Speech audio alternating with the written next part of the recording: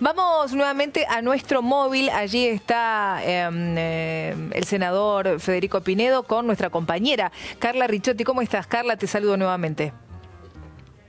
Viviana, sí, estamos con el senador Federico Pinedo. Recordemos que en el día de hoy comienza a reunirse la Comisión de Presupuesto del Senado de la Nación, en donde recibirán al ministro de Hacienda, Nicolás Dujovne, para que conteste preguntas y para que explicite un poco de en qué consiste este presupuesto que viene de la Cámara de Diputados. Recordemos todo lo que pasó la semana pasada con los incidentes dentro y fuera del Congreso, dentro y fuera del Palacio. Bueno, esta vez será el turno de que empiece a ser tratada en las comisiones. En el día de hoy Dujovne, mañana estará la ministra Carolina Stanley y la semana que viene también se espera que llegue aquí a la comisión el ministro Frigerio, para luego pasar concretamente a lo que será el dictamen, la comisión de dictamen, para que se firme y finalmente pase y sea tratado el presupuesto en el Senado el próximo 14 de noviembre. Pinedo, senador, hoy, bueno, esperan a Dujovne. ¿Cuál es la expectativa con respecto a la exposición del ministro en el día de hoy? Y es muy importante porque el ministro tiene que explicar primero el contexto general de la economía de la Argentina en el que crea que se va a desarrollar el presupuesto el año que viene. Así que eso es un aspecto importante. Y después tiene que explicar cuáles son los lineamientos de este proyecto de presupuesto que votó diputados, que le ponen límites al Poder Ejecutivo de cómo gastar el dinero del pueblo en cada área, cómo se distribuye la asignación de los recursos para cada sector del gobierno y cómo se cubren las necesidades más básicas de los sectores más necesitados, ¿no? Ahora, con respecto, o comparando, mejor dicho, lo que fue en diputados, ¿en el Senado tendría un camino más allanado para la aprobación de este presupuesto? Sabemos que desde el gobierno se anunció que se hicieron varias concesiones, que hubo muchas modificaciones que inclusive fueron impuestas por los propios senadores. ¿Cómo se ve esto de cara a la sesión el próximo 14? Bueno, el Senado lo que hizo fue tener una participación activa en la discusión que hubo en diputados. Sí.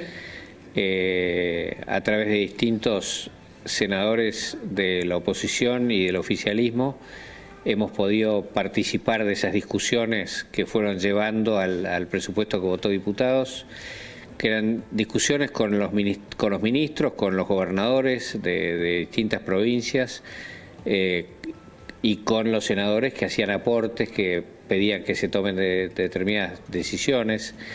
Y eso se fue incorporando al texto que el diputado finalmente aprobó. Así que el Senado ya tiene una mirada profunda sobre qué es lo que aprobó diputados y qué es lo que tenemos que considerar nosotros. Así que ese aspecto yo creo que la mayoría del Senado va a considerar que está cubierto por su propia participación en esas instancias de debate, ¿no? Y después, bueno, hay otros proyectos de ley que han venido junto con el presupuesto, que son los proyectos impositivos, algunos de los cuales ya se ha anticipado que pueden tener algún tipo de debate, como el impuesto a los bienes personales, que sancionó diputados, un aumento del impuesto a los bienes personales, y acá hay sectores de la oposición, del peronismo, que quieren hacer modificaciones a eso. Así que es un tema que tenemos que discutir y que estamos absolutamente abiertos a discutir, porque la verdad es que nosotros lo que nos gustaría es que bajen los impuestos, no que suban. Así que cualquier propuesta de baja va a ser escuchada con beneplácito por nosotros, ¿no? Viviana, te está escuchando el senador Pinedo. Senador, ¿cómo le va? Buen día. Un placer tenerlo con nosotros. ¿Qué tal? ¿Cómo te va? Un placer. Bueno, bien, un igual. Proyecto por demás polémico. Hemos visto todo lo que ha ocurrido desde que se anunció, ¿no es cierto? Pero me parece que uno de los puntos que también generó mayor polémica fue el de bienes personales, ¿verdad? ¿Usted también lo sintió así? Bueno, es el que estaba mencionando recién. Me parece que ese es un tema que todavía va a tener una discusión en el Senado. Sí, ¿no? El proyecto de suba del impuesto a los bienes personales generó bastantes reacciones en diputados, algunas modificaciones se hicieron, pero hay nuevas propuestas ahora para volver a pensar en cómo bajar ese impuesto y cómo compensar esos recursos. Hay una propuesta de la oposición que consiste en bajar el impuesto ese a los casos de vivienda, de inmuebles que se utilicen para vivienda personal del que tiene que pagar el impuesto, que se busca que no paguen impuesto a la riqueza, que es el impuesto a los bienes personales, porque el piso del impuesto es muy bajo, son $50.000, y en la Ciudad de Buenos Aires el precio por metro barato será de $2.000, y eso significaría que pagaría impuesto un departamento de 25 metros. No parece un caso extremo de riqueza, ¿no? Claro. Así que bueno, eso es lo que seguramente queremos analizar y ver si es posible desgravar ese tipo de bienes, ¿no? ¿Qué esperan ustedes, no? Con respecto a la reacción. Esta es una propuesta, por ejemplo. Sí. Esto es una propuesta del senador Pichetto, concretamente, del jefe de la oposición. Así que nos gustaría que trabajar juntos en estos temas. Claro. Bueno, ya que lo nombra a Pichetto, se lo vio bastante enérgico, ¿no? Después de lo que pasó con estos extranjeros que estuvieron presentes en la locura que se generó en los alrededores del Congreso, de su deportación. ¿Cómo ve sus declaraciones? Y yo creo que cuando uno va a la casa de otra persona, lo que tiene que hacer es respetar la casa, ¿no? Y los buenos modos de convivencia. Y lo mismo pasa en los países, ¿no? Es bastante indignante ver episodios como el vergonzoso episodio del día que se trató el presupuesto, en donde había gente que estaba rompiendo todo del patrimonio público para tirarle piedras al Congreso de la Nación, y otros tratando de suspender una sesión del Congreso que representa la democracia argentina. Y el hecho de que hayan participado activamente extranjeros en este tema es, desde el sentido común, bastante inaceptable, ¿no? Entonces, nosotros podemos recibir gente porque somos generosos, porque conocemos el drama que viven los que padecen la dictadura venezolana.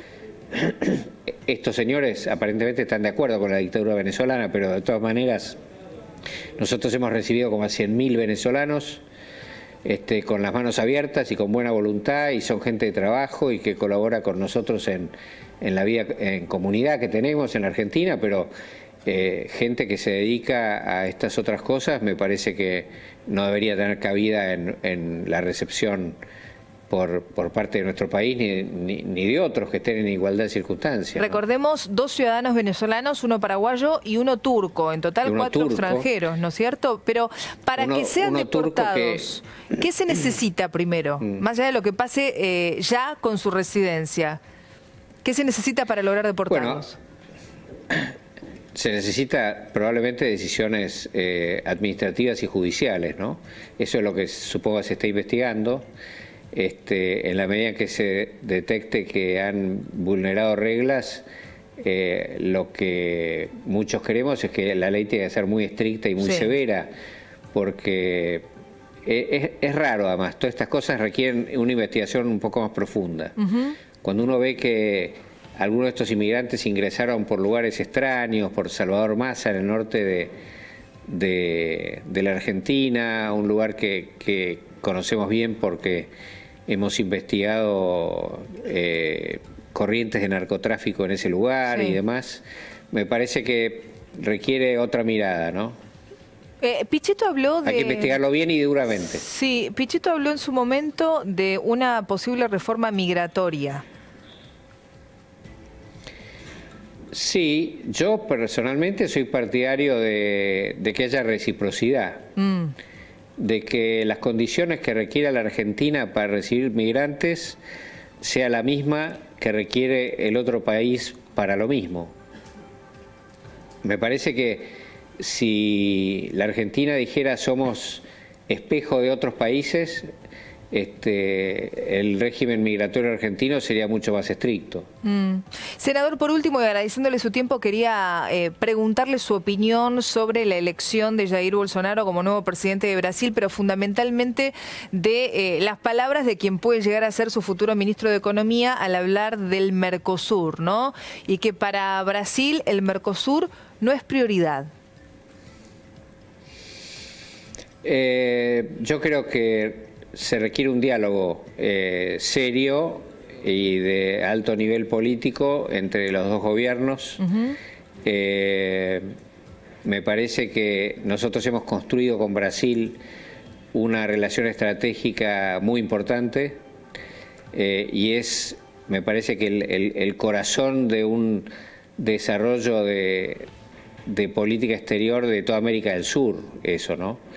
Y de América Latina también. Y entonces me parece que eso es más complejo, más profundo, más denso, más pesado que una declaración que no sé exactamente cómo fue dicha, ni dónde, ni cómo, ni cuándo, pero me parece que vamos a tener una buena conversación. Estaba yo en la reunión de gabinete cuando el presidente Macri se retiró un ratito para tener la conversación con Bolsonaro antes de la elección. Lo había llamado Bolsonaro y ahí Bolsonaro lo que le transmitió al presidente fue la voluntad y decisión de construir desarrollo y política en conjunto con la Argentina, ¿no? Que es un poco lo contrario de esa declaración, que hay que ver en qué contexto se dice y qué fin tiene, ¿no? Porque la verdad es que yo creo que el acuerdo de Mercosur es absolutamente relevante. Ahora, junto con Brasil, nosotros también creemos, con Brasil, con Paraguay, con Uruguay, nosotros pensamos que tenemos que tener políticas que le abran más oportunidades a los habitantes del Mercosur en otros países, ¿no? Tenemos que confluir hacia economías más abiertas y más competitivas y más productivas, como las que tienen todos los países del Pacífico, con los que tenemos una buena conversación, que son Chile, Perú, Colombia y México, que tienen una cosa que se llama la Alianza del Pacífico,